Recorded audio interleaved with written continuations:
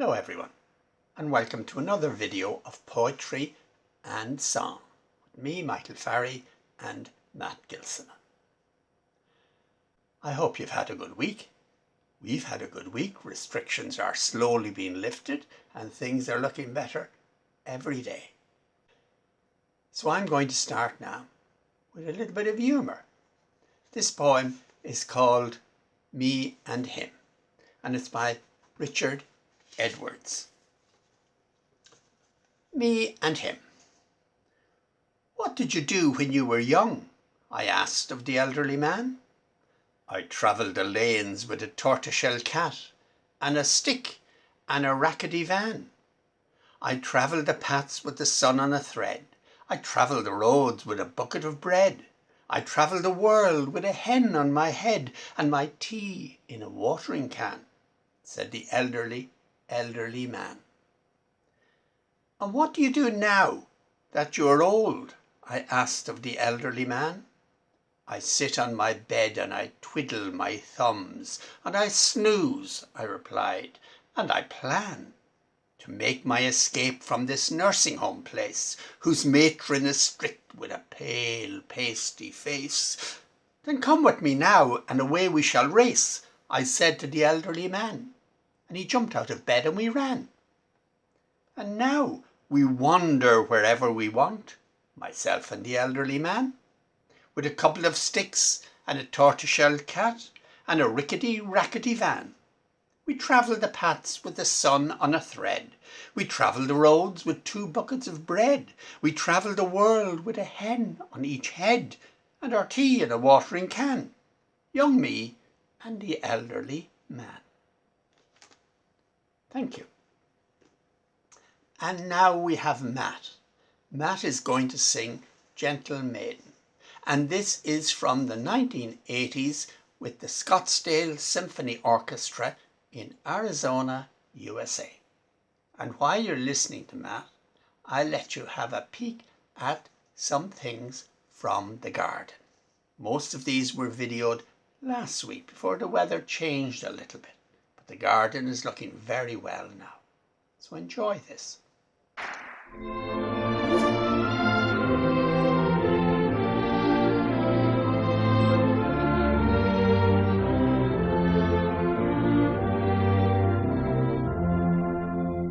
There's one who is pure as an angel and fair as the flowers in May. They call her the gentle maiden, wherever she takes her way. Arise at the glance of sunlight as it brightens the blue sea wave, and more than the deep sea treasure, the love of her heart I crave.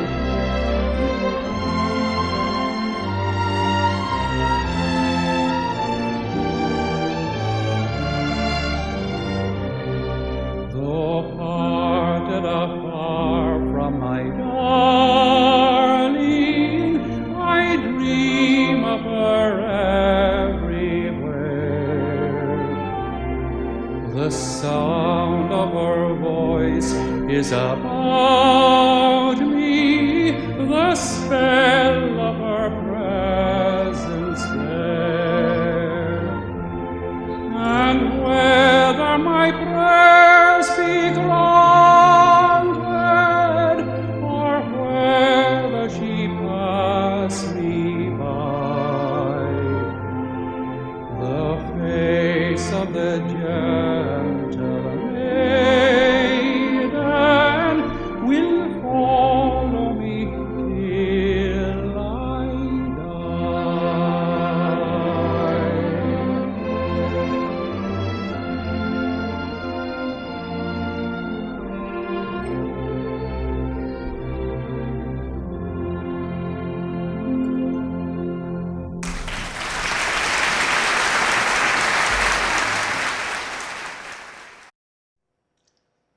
Thanks, Matt. That was lovely.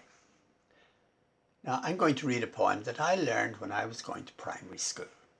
It's by Eva Gorbooth, who you might remember was from Sligo and was a sister of Countess Markovitz. The Little Waves of Breffni by Eva Gorbooth.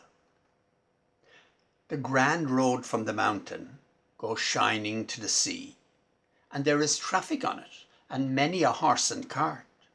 But the little roads of Cluna are dearer far to me, and the little roads of Cluna go rambling through my heart. A great storm from the ocean goes shouting o'er the hill, and there is glory in it, and terror on the wind. But the haunted air of twilight is very strange and still, and the little winds of twilight are dearer to my mind. The great waves of the Atlantic sweep storming on the way, shining green and silver with the hidden herring shoal. But the little waves of Breffni have drenched my heart in spray, and the little waves of Breffni go stumbling through my soul. And now Matt is going to sing The Old Armchair. Today I am acknowledging a request from one of my friends, Sheila, who thought she would like to hear me singing Granny's Old Armchair.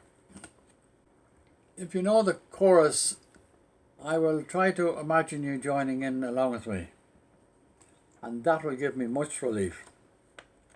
Here we go, especially for Sheila. My grandmother, she at the age of 83, one day took sick and died. And after she was dead, the will of course was read by a lawyer as we all stood side by side. To my brother it was found she had left £100, the same unto my sister I declare. But when it came to me, the lawyer said, I see, Granny had left you her old armchair. Now everybody join in. How they tittered, how they chaffed, how my brother and my sister laughed, when they heard the lawyer declare, Granny has left you her old armchair. I thought it hardly fair, but still I did not care, and in the evening took the chair away. The neighbours they chaffed, my brother at me laughed, and said it will be useful, John, some day. When you settle down in life, find a girl to be your wife, you'll find it very handy, I declare. On a cold and frosty night, when the fire is burning bright, you can sit in your old armchair. Everybody. How they tittered, how they chaffed, how my brother and my sister laughed, when they heard the lawyer declare, Granny had left you her old armchair. What my brother said came true, for in a year or two, strange to say, I settled down in married life. I first the girl at court, and then a ring I bought, took her to the church, and now we're man and wife. Oh, the young girl and me were as happy as could be, for when my work was over, I declare, I ne'er abroad did roam, and each night would stay at home, and be seated in my old armchair. How they tittered, how they chaffed, how my brother and my sister laughed, when they heard the lawyer declare, Granny has left you her old armchair. One night the chair fell down, when I picked it up I found the seat had fallen out upon the floor, and there to my surprise I saw before my eyes a lot of notes, £2,000 or more. When my brother heard of this, the fellow, I confess, went nearly mad with rage and tore his hair. Well, I only laughed at him and said unto him, Jim, now don't you wish you had your old armchair? How they tittered, how they chaffed, how my brother and my sister laughed, when they heard the lawyer declare Granny had left you her old armchair. Will. Thank you. And my final poem this week is a poem I wrote myself. It's called Stove. And it's about the old stove or range that was in our house, and my mother looked after very well. My father cut turf on the mountain bog to burn in the stove. Stove. She served it daily, knelt in front, filled the box and riddled the grate, then bowed over it to manipulate the dark mysteries of dampers. He slaved for hours on the mountain, for fuel to feed its callous appetite, pleased on hopeless winter nights to watch black harvests turn to ash. We loved the frantic spit and sizzle of overflow, the smell of lamb, the tacky mess of blackcurrant jam, the reassurance of crusting bread. I see it on my darkest nights, waiting for the final tin of kneaded dough, on bloody Sunday roast, while below our last cold ashes solidify in the pan. Thank you. And I hope you enjoyed our music and poetry this week. Take care during the week. Have a good week. And we'll finish this week with Matt singing a local song, The Old Ivy Cottage Near Trim. I'm lonely tonight. Oh, my poor heart is breaking. To think I must roam from my once happy home, and long ere the green vales at morning awaken, far away from the dear ones in trim, I must roam. Dear home of my childhood, wherever I wander, though my life's cup with sadness be filled to the brim, in darkness or sorrow my heart will grow fonder, and cling to that old ivied cottage near Trim.